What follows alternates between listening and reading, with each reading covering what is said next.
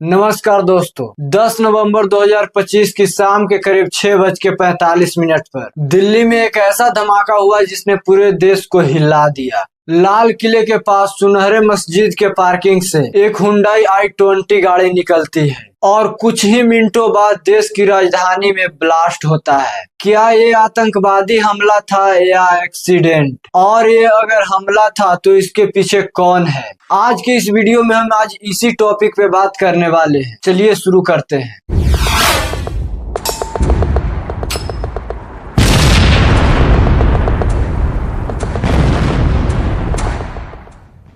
10 नवंबर शाम 6:45 पर हुंडा i20 गाड़ी लाल किले के पास सुनहरे मस्जिद के पार्किंग से बाहर निकलती है। 6:52 पर यह गाड़ी Lal Qila metro station gate number 1 के सामने एक रेड लाइट पर आकर रुकती है और कुछ सेकंड बाद एक जोरदार धमाका होता है। धमाका इतना जोरदार थी कि आसपास के 6 कारें, 3 ऑटो रिक्शा में आग लग जाती है। मेट्रो स्टेशन का शीशा टूट गया, पास की स्ट्रीट लाइट बुझ गया और 150 मीटर दूर तक मलबा उड़ा। यह ब्लास्ट इतना जोरदार था कि 2.5 किलोमीटर ITO तक सुनी गई। उस वक्त वहां 2 लोग रिपोर्टिंग कर रहे थे। उसके कैमरे में यह धमाका रिकॉर्ड हो गया। एक वीडियो आपने सोशल मीडिया पर शायद देखा भी होगा। अगर आप उस फुटेज को स्लो मोशन में देखें तो कैमरा तक हिल गया। 6:55 पर दिल्ली सर्विस फायर को कॉल मिलता है। 7 फायर ट्रेडर तुरंत मौके पर भेजे जाते हैं। पुलिस 10 मिनट में पहुंच जाती है और 7:15 तक वहां एम्बुलेंस भी पहुंच चुका होता है। लेकिन इस डर और अफरा तफरी के बीच दिल्ली के इंसानियत का चेहरा भी दिखता है।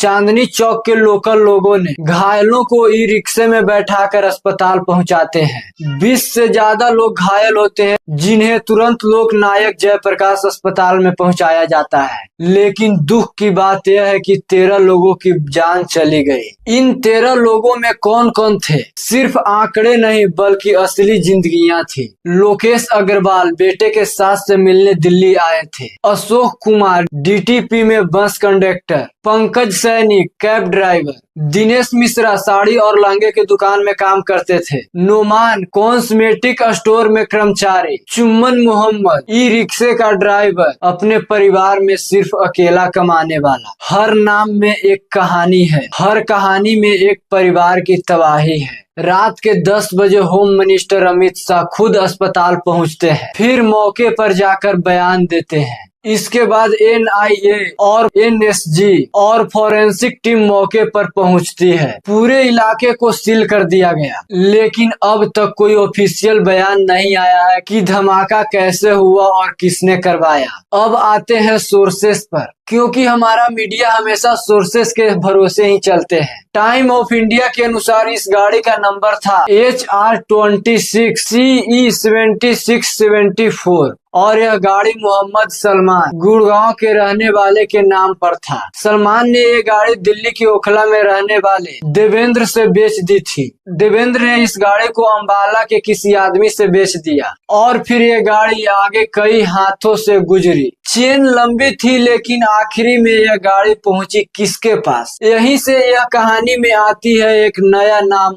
अमर नबी। दिल्ली धमाके से पहले ठीक फरीदाबाद में एक बहुत बड़ा टेडर नेटवर्क पकड़ा गया। 10 नवंबर के सुबह जम्मू कश्मीर और हरियाणा पुलिस ने कश्मीर के 2 डॉक्टर को गिरफ्तार किया, डॉक्टर अदिल मजीद रादर और डॉक्टर अजादिल अहमद। इन दोनों पर आरोप था कि ये जैन ए मोहम्मद और अंसर गजवात उल हिंद AGH जैसे आतंकवादी संगठनों के लिए काम करते हैं। पुलिस ने जब फरीदाबाद में मुजामिल के किराए के घर में छापा मारा तो वहां से मिला 360 kg अमोनियम नाइट्रेट, 20 टाइमर, एक वॉकी टॉकी, वायर, बैटरी और हथियार निकला। बाद में और रेड हुई तो एक्सप्लोसिव का मात्रा 3000 kg निकला। अब सोचिए 3000 kg एक्सप्लोसिव दिल्ली से सिर्फ 30 किलोमीटर दूर और किसी को पता भी नहीं चला। अब यहाँ आता है कहानी में तीसरा नाम, डॉक्टर अमर नबी।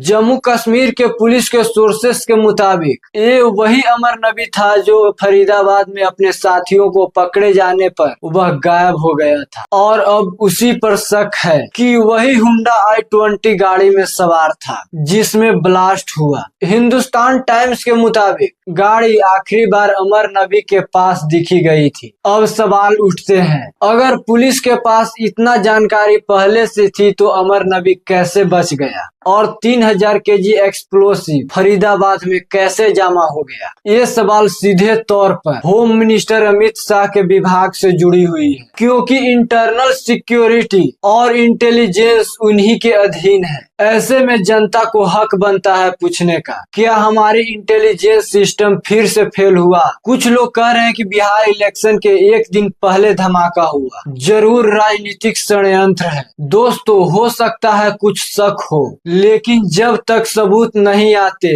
इस तरह के दावे गलत हैं। इस सरकार से लाख असहमति हो सकती है, लेकिन हर घटना को पॉलिटिकल कहना अपना ही विवेक का अपमान है। इस वक्त जरूरत है एकता की, न कि नफरत की, क्योंकि आतंकवादियों का असली मकसद यही होता है, हमारे समाज में डर और विभाजन फैलाना। हमारी इंसानियत तभी जीत सकती है जब हम एक दूसरे के साथ खड़ा रहें। ये घटना एक चेतावनी है कि सुरक्षा व्यवस्था कितनी भी मजबूत क्यों न हो, एक लापरवाही दर्जनों जिंदगियां की तबाही हो सकती है। हम उम्मीद करते हैं कि यह वीडियो आपको पसंद आया होगा। मिलते हैं अगले वीडियो में। बहुत बहुत धन्यवाद।